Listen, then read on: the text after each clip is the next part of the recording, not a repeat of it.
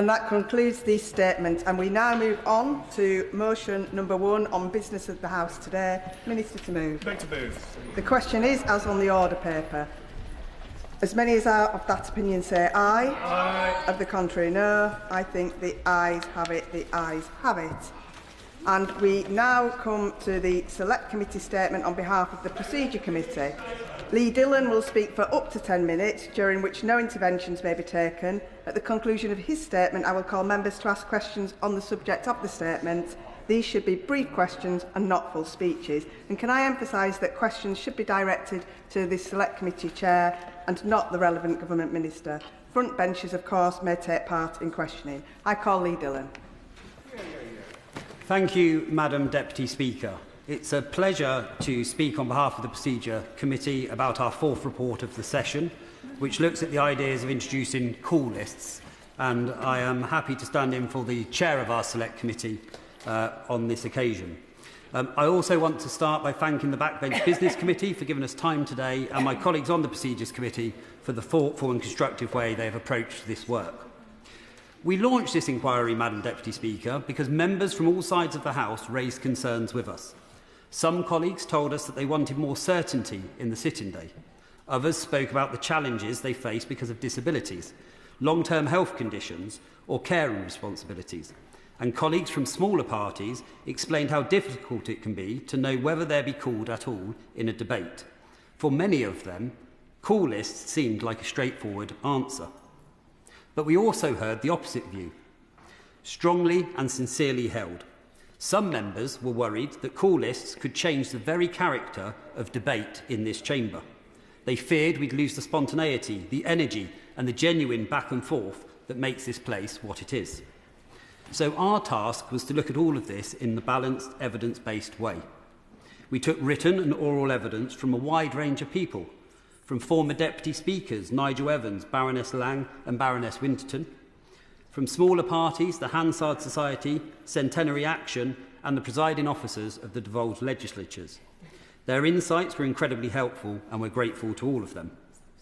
After weighing everything carefully, the committee concluded that call lists should not be introduced. This wasn't a decision that we reached quickly or casually, so I want to explain the main reasons behind it. First, we found that there isn't a single, clearly defined problem that call lists would solve. The concerns raised with us were varied: accessibility, work-life balance, speaking opportunities, and the general flow of business. Call lists might help in some of those issues, but not all, and certainly not in a consistent or fair way. They're simply too blunt an instrument for such a wide range of issues. Second, we heard real worries that what call lists would do to debates themselves. Many members reflected on the pandemic period when call lists were used out of necessity.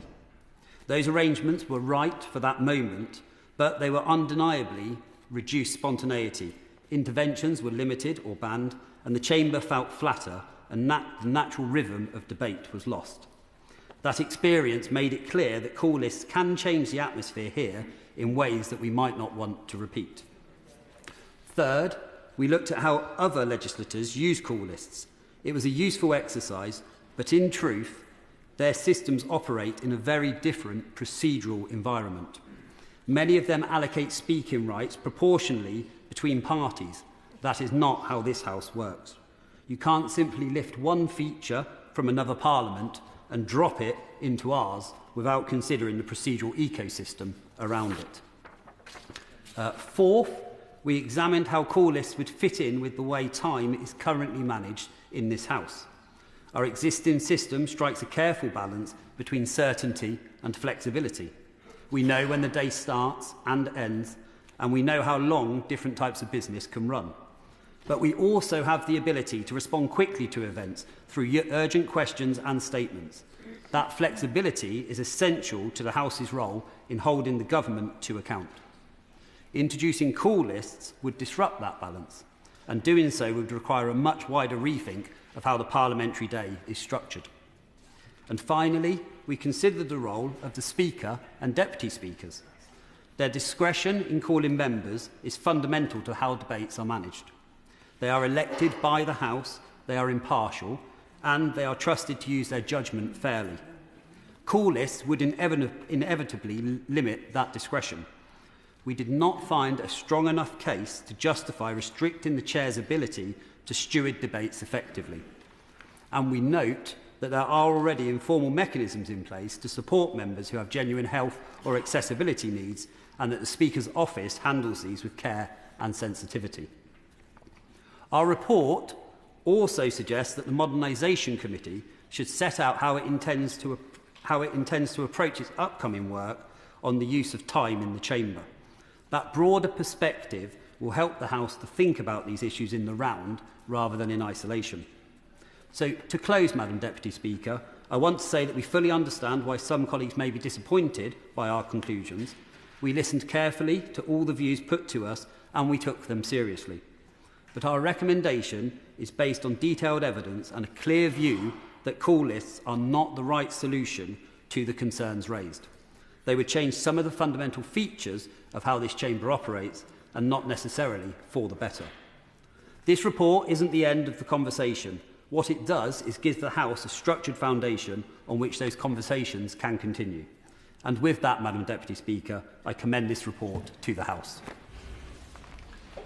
Sir Julian Lewis.